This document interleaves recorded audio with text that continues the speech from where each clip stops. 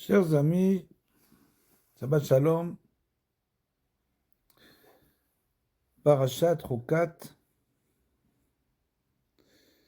beaucoup de chidushim dans cette paracha.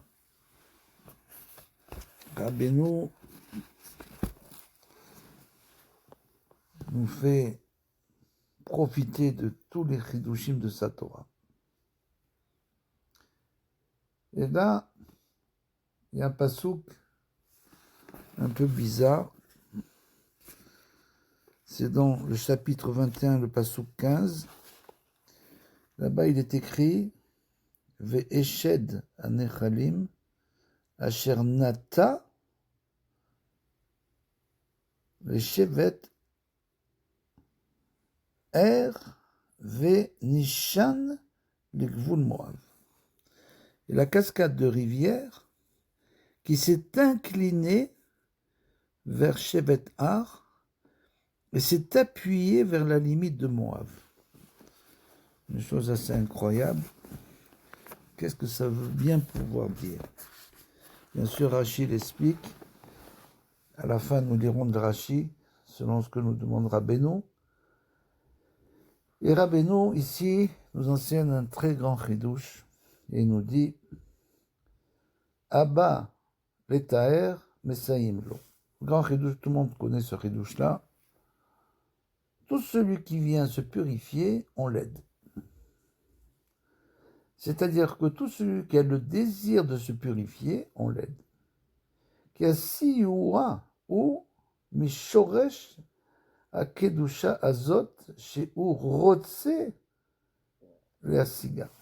C'est un grand chidouche parce qu'il nous explique que l'aide que chacun reçoit pour se purifier, d'où elle vient cette aide? Pourquoi celui reçoit une aide comme ça et celui-là autre une aide comme ça? Quelle explication? Nous dit Rabbeinu, parce que l'aide provient de la racine de la sainteté, justement de la volonté de l'homme de dévoiler. C'est-à-dire que plus l'homme veut dévoiler une sainteté profonde, plus il va recevoir une aide du ciel. Puisque bien sûr, tout dépend de nous. Il faut bien savoir que tout dépend absolument de nous. Nous avons le libre arbitre dans ce monde. Le passage que nous faisons dans ce monde, c'est un passage où nous avons le libre arbitre. Il faut bien comprendre que dans le monde à venir, il n'y a plus de libre arbitre. Ou bien un libre arbitre très très limité par rapport à celui qu'on avait dans ce monde. Donc c'est une chance ici qu'on nous donne. Cette chance-là, elle s'appelle le libre arbitre.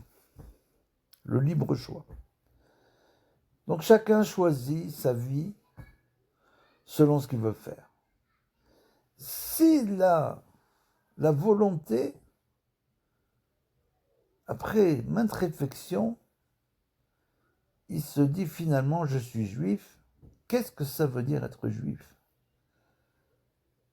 Être juif, bien sûr, c'est essayer de suivre les commandements des juifs. Un des commandements des juifs, qui est la base de toute la Torah, la fondation de toute la Torah, c'est le Shabbat. Donc, je vais essayer de faire le Shabbat. Comment je dois le faire? Tout ça, pourquoi? Parce que j'ai un besoin de dévoiler ma judaïcité. Je m'écarte donc de l'impureté des peuples et je vais essayer de me purifier. Et donc, de là vient le dicton Abba letaer, tout celui qui veut se purifier, on va l'aider, parce que si on ne l'aidait pas, bien sûr, le Yetzer Hara est trop puissant et il ferait tomber l'homme sans arrêt. Jusqu'où on l'aide, c'est tout simplement qu'il y a Siouya ou mishoresh hakedusha azot she'u rotse lasiga. On l'aide selon sa volonté de vouloir se purifier. Vechen ou bechol hamizvot, et c'est pareil pour toutes les misvot. Si une personne décide de faire le Shabbat, on va l'aider à faire le Shabbat. Si il décide de faire d'autres misvot, on l'aidera à faire d'autres, comme on va le voir. S'il décide, d'après les deux exemples de Rabbeinu, de se rapprocher du tzaddik, on va l'aider à se rapprocher du tzaddik, adore. S'il décide de monter en Israël, ça ce sont bien sûr des choses pas faciles, on va l'aider à monter en Israël. Et comment ça fonctionne ça? Et ben, c'est d'après ce passouk-là que Rabbeinu va nous expliquer comment ça fonctionne. Velou les autres lo haya ve'efshari le adam la amod keneged ameniot haomdim kenegdo limnoo min hakedusha. Parce que sans cela, bien sûr, l'homme n'aurait aucun pouvoir de briser les empêchements qui se dressent devant lui, qui veulent l'empêcher de faire ce qu'il doit faire. Quand l'homme veut tomber, Dieu préserve de niveau. Alors là, c'est très facile. C'est ce qu'on appelle l'apesanteur. Dès que tu prends un objet, que tu le laisses tomber, il ne va pas monter, il va descendre. Donc la descente, c'est toujours quelque chose qui est très facile. Pour ça, tu n'as pas besoin d'aide du ciel. Tu tombes tout seul. Dès l'instant où l'homme veut monter, s'élever, alors là, il va avoir besoin d'une aide. Il a besoin d'un ascenseur. Donc, on va l'aider selon sa volonté de se purifier. Kemo Shamro Rabbeinu Zal, il m'allait à Kadosh Baruch Hu Ozro, Ayanofel Beyado. C'est sûr que si Hachem ne l'aidait pas, l'homme tomberait dans les mains du Yetzirah. Ve a Ezer Vasiua ou Mizot a Kedusha Beasma. Et donc, comme on l'a dit, cette aide va provenir de la sainteté de la chose qu'il veut acquérir. De la chose, bien sûr, de la sainteté qu'il veut acquérir, du niveau qu'il veut acquérir. Ou beprat, keshiadam rotse leasig eze kedusha anogaat le klal yaduto. Et au niveau pratique, c'est-à-dire qu'au niveau personnel, qu'est-ce qui va se passer? Que chez Adam Rotse la sig et Zekedusha, la nogat le klal yaduto, quand l'homme donc veut faire quelque chose dans la sainteté qu'il ne faisait pas avant, de la Torah, kegon l'itkarev les sadikim aksherim ametim. Par exemple, il veut se rapprocher des grands sadikim. Aujourd'hui, bien sûr, les grands sadikim, c'est-à-dire se rapprocher de leur Torah et aller prier sur leur tzioun, demander leur aide sur le kever, sur la tombe du tzaddik, et se rapprocher de la Torah, de leur Torah, étudier la Torah du tzaddik. כגון נקרא לצדיקים כשרים אמיתים, שעיקר בירור המדמה שעל ידי זה עיקר האמונה תלויה בהם, parce que faut bien comprendre quelle action le tzaddik va avoir sur la personne. Celui qui s'imagine que le tzaddik est mort, alors il va pas sur le kever du tzaddik. Celui qui comprend que les tzaddikim sont plus vivants après leur mort que quand ils étaient vivants et que leur action est bien plus forte, à ce moment-là, il va prier sur le kever du tzaddik. Et là-bas, qu'est-ce qu'il va recevoir? Le tzaddik va lui faire le birur amedamé. C'est-à-dire qu'il va purifier son imagination. Nous sommes tous en train de rêver, de fantasmer sur des événements, sur la Torah, sur les tzaddikim, tout ce que vous voulez. et on n'arrive jamais à la vérité. Seulement là-bas, on peut acquérir le birur hadamé, la purification de l'imagination, et à ce moment-là, on peut acquérir une foi véritable, une foi qui ne va pas nous mener dans le chemin du mensonge, mais dans le chemin de la vérité.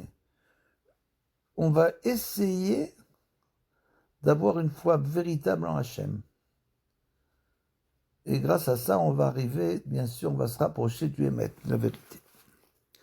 Et c'est ça, donc, se rapprocher des tzadikim, qui, Omer ze ikar haemunah tluya bahem, parce que l'essentiel de la foi dépend du rapprochement aux tzadikim.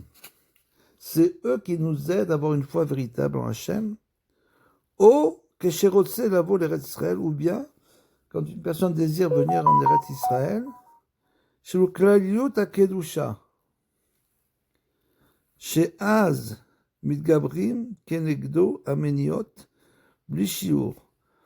Parce qu'alors, quand un homme veut monter en Eretz Israël, comme bien sûr, qui représente l'ensemble de la sainteté du monde, on l'a vu précédemment, bien sûr, va se dresser devant lui des empêchements pour l'empêcher de monter en Eretz Israël.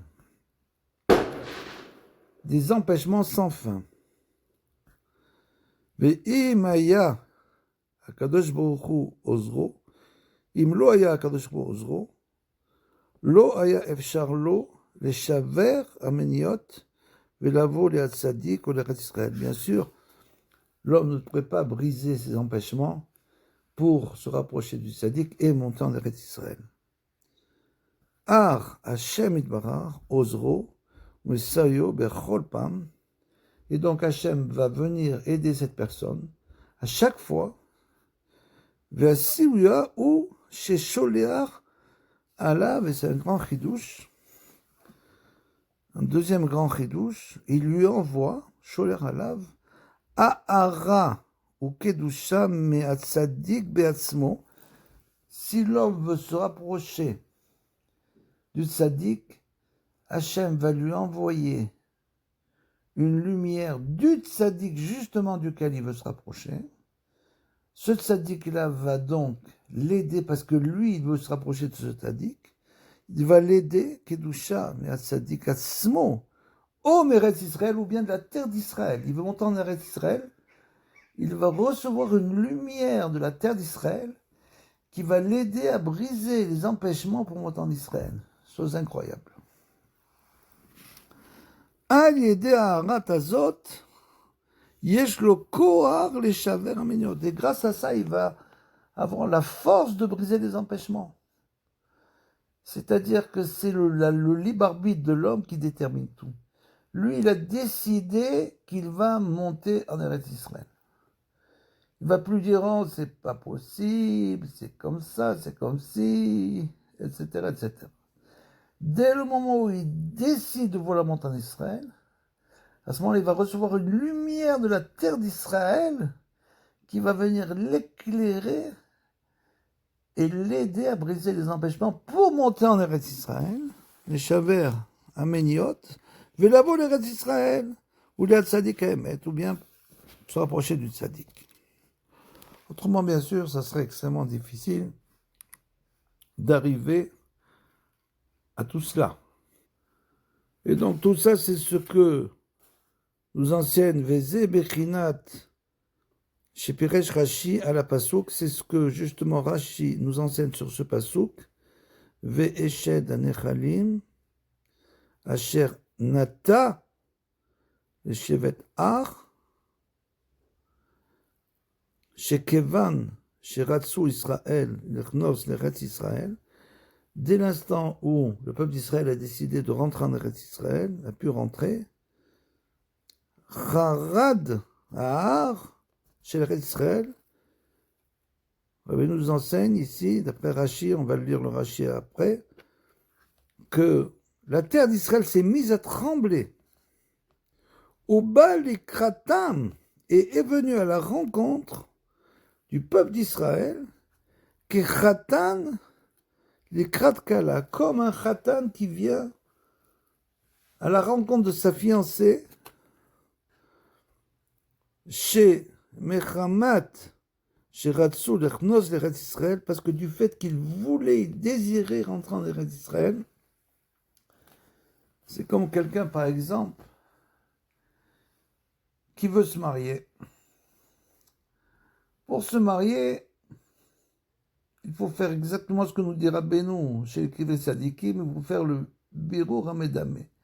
Il faut purifier l'imagination, ne pas toujours penser qu'on va se marier avec une personne comme ça ou comme ça. Ça ne fonctionne pas. Il faut purifier l'imagination. Dès l'instant où on la purifie, alors à ce moment-là, on va recevoir une lumière justement de la personne avec qui on doit se marier, d'après ce qui est écrit là, et qui va nous rapprocher l'un de l'autre. Mais dès l'instant où l'homme s'imagine se marier avec une personne qui ne lui correspond pas, alors automatiquement il ne reçoit pas. Et il cherche toute sa vie, il peut chercher comme ça toute sa vie. Jusqu'à ce qu'il comprenne qu'il doit purifier son imagination. Et là c'est la même chose. Ils ont décidé de rentrer en Israël. Et donc la terre d'Israël est venue à leur rencontre comme le Khatan qui vient vers sa fiancée. Et nous dit Rabbeinu, chez Mechamat, chez Ratsou, l'Echnos, l'Eretz Israël, Ba Kedushat Eretz Israël likratam. Dès l'instant où ils ont désiré de venir en Eretz Israël, la sainteté de l'Eretz Israël est venue à leur rencontre. Vesiya Otam et les a aidés à rentrer en Eretz Israël. Les Achnia Aemori Ve'aumot She'em Bechinat Amonim, et donc pour anéantir les empêchements qui représentaient les nations et les Émoris, mais Eretz Israël. Ve'az mechamat sheratsu kol Israël, l'Echnos l'Eretz Israël, et puisque tout le peuple d'Israël désirait maintenant, après toute l'histoire des explorateurs qui ont passé 40 ans dans le désert, ils ont désiré vraiment maintenant rentrer en Eretz Israël. Netorera Kedushat Eretz Israël, à ce moment-là, s'est réveillée la sainteté de la terre d'Israël. Veyatsa Likratam est venu à leur rencontre, à Aragdola avec une grande lumière. Kolkar Hatshegam Begashmiut, et cette lumière était tellement forte, parce que tu peux dire c'est une lumière spirituelle. Tu reçois donc une lumière spirituelle qui va, en quelque sorte, éclairer les ombres de tes doutes. Il n'y a plus de doute, plus d'empêchement. Donc tout ça, ça va t'aider. Mais là-bas, la lumière était tellement forte quand ils sont entrés en Eretz Israël, Dola Kolkar, que même au niveau physique, la terre a tremblé et est venue à leur rencontre. Nitkarev et la montagne s'est rapprochée. Uba Likratam est venu à leur rencontre. Kemo Shiperesh Rashi. Qu'est-ce que nous dit Rashi? Comme on l'a expliqué dans le Passouk, la cascade des rivières s'est inclinée, véritablement. Le Targum en Colosse traduit Eshed par Shefour. Le déversement des torrents, pourquoi? Car là a été versé le sang des Émoris qui s'y étaient embusqués. Et qu'est-ce qui s'est passé exactement? Les montagnes y étaient élevées et la vallée profonde et étroite. Les montagnes étaient si rapprochées l'une de l'autre que l'on pouvait se parler d'un sommet à celui à l'autre. Un chemin passait au fond de la gorge. Les Émoris se sont dit, lorsque les enfants d'Israël entreront dans le pays, en traversant donc le torrent dans cette gorge, nous sortirons des grottes et des montagnes qui la dominent et nous les tuerons avec des flèches et des pierres servant de projectiles. Ces anfractuosités se trouvaient dans la montagne du côté de Moab, en face d'elle. Sur la montagne du côté Émori se trouvaient des éperons et des corniches formant saillie, c'est-à-dire qu'il y avait des pierres comme ça. Aussitôt qu'Israël s'est engagé dans le passage, donc eux, ils étaient en haut, la montagne située en Eretz Israël, donc ils se sont dit on va sortir des grottes, et on va lancer des pierres dans cette gorge, puisque les enfants d'Israël étaient en bas. Dès qu'ils sont passés dans la gorge, qu'est-ce qui s'est passé? La montagne située en Eretz Israël s'est mise à trembler comme une servante qui saura accueillir sa maîtresse. Et elle s'est rapprochée de celle de l'autre côté, c'est-à-dire qu'elle a fermé en quelque sorte la distance qu'il y avait entre les deux montagnes. Et du côté de Moab, s'est rapprochée de celle du côté de Moab, et les éperons et toutes les pierres qui étaient là-bas ont pénétré dans les anfractuosités et ont tué leurs occupants, et donc ont tué tous ceux qui étaient dans leurs grottes. Et c'est comme ça que nous sommes passés sans problème. Voilà ce que veut dire qu'il s'est incliné vers Shevet Har. La montagne s'est inclinée pour se rapprocher du territoire de Moab et s'y agglutiner. Telle est l'idée contenue dans les mots et s'est appuyée à la limite de Moab. Shabbat Shalom les Koulam.